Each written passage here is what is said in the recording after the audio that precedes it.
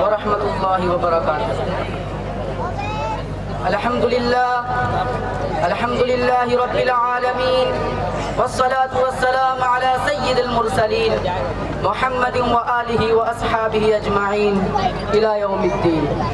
اما بعد فقد قال اللہ تعالی فی القرآن الکریم لقد خلقنا الانسان فی احسن تقویم۔ عزیزان گرامی، آج کی اس بزم میں نماز روزہ کا ذکر نہیں کروں گا، حج و زکوٰۃ کے موضوع پر نہیں بولوں گا، صدقات و خیرات کی باتیں نہیں کروں گا، نفل و اذکار کا تذکرہ نہیں کروں گا، بلکہ میں آج انسان کو اپنا موضوع سخن بنا رہا ہوں، آپ کی اور اپنی تخلیق کی داستان سنا رہا ہوں، اشرف المخلوقات کے فضائل سناؤں گا، خلیفۃ اللہ فی الارض کے واقعات سناؤں گا، یعنی کہ انسان کی انسانیت پر کلام کروں گا کہ اللہ تبارک و تعالی نے انسان کو کیوں پیدا فرمایا۔ برادران اسلام، مذکورہ بالا آیت میں اللہ تعالی ارشاد فرماتے ہیں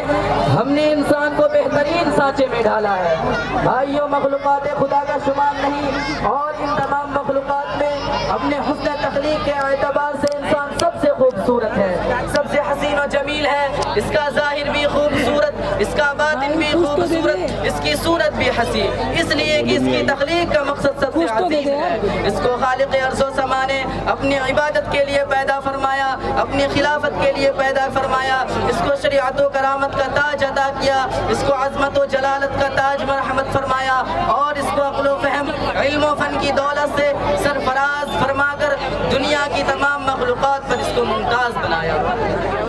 برادران ملت، پہلے میں انسان کے حسن ظاہر کا ایک واقعہ عرض کرتا ہوں۔ حالانکہ انسان کی شرافت و کرامت، عظمت و جلالت، شان و شوکت، عزت و حشمت کا اصل معیار اس کا حسن سیرت ہے، اس کا جمال باطن ہے، اس کا کمال ایمانی ہے۔ لیکن ذرا غور کیجئے تو صحیح، کس رب العالمین نے اس خاکی انسان کو کتنا نوازا ہے، کس طرح سنوارا ہے، کیسے کیسے نکھارا ہے۔ تو عزیزو، اس کے جمال ظاہری اور حسن سیرت کا واقعہ یہ ہے کہ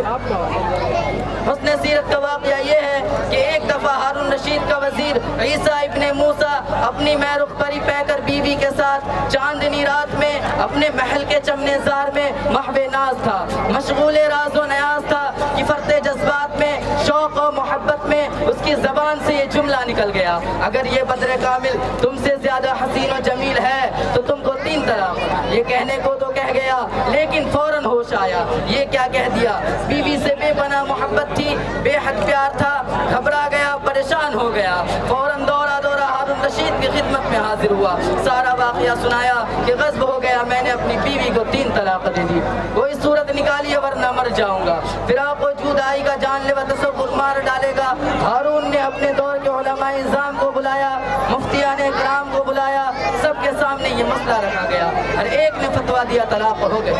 اس لیے کہ چاند سے زیادہ خوبصورت کوئی انسان نہیں ہو سکتا، چاند تو سراپا ذوفشا ہے، منور و تابہ ہے، طلاق میں کوئی شبہ نہیں۔ لیکن سیدنا امام اعظم کے ایک شاگرد خاموش تھے، جب صبح علماء کرام بول چکے تو انہوں نے فرمایا طلاق نہیں ہوگی، سب چونک اٹھے کیونکہ معمولی بات نہ تھی، تمام علماء کرام کی مخالفت ہو رہی تھی، سب نے بیک زبان پوچھا کس دلیل کی روشنی میں دعویٰ کر رہے ہیں، تو معلوم ہے انہوں نے کیا دلیل قائم کی، انہوں نے یہی آیت کریمہ پڑھا کہ اللہ تبارک و تعالی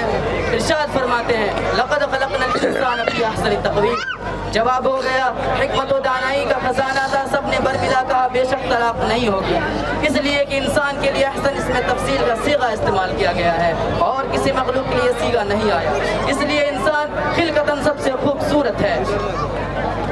برادران اسلام، یہ حسن ظاہر، یہ صورت باہر، یہ جمال و کمال کس کو ملا ہے؟ آپ نے غور کیا، آپ کو ملا ہے، انسانی خاکی کو ملا ہے، ظلم و جہول کو ملا ہے، جزو و منو کو ملا ہے۔ یہ وہی تو ہے جو ایک ناپاک قطرہ سے پیدا کیا گیا، یہ وہی تو ہے جو ایک حقیر پانی سے وجود میں آیا، یہ وہی تو ہے جو ایک بے جان لوٹ رہا تھا مگر اس ذات کریمی نے اس کو نواز دیا، سوار دیا، جس صورت میں چاہا ڈال دیا۔ لیکن یہی حقیر و عاجز انسان انہیں نعمات کے بعد